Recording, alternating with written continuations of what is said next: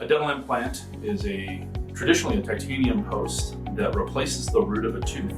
So when we have a missing tooth, kind of like here, got a couple teeth and something missing, one of the options that we have to replace a tooth nowadays is to put an implant in there.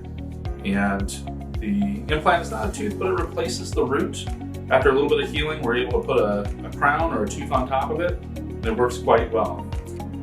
Another use of dental implants that we've been using here is to help hold on to dentures. Nobody really likes to have their dentures.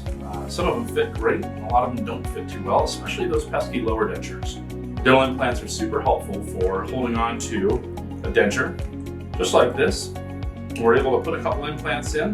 That denture can snap right on and hold tight. That's a much better way to eat than a loose denture floating around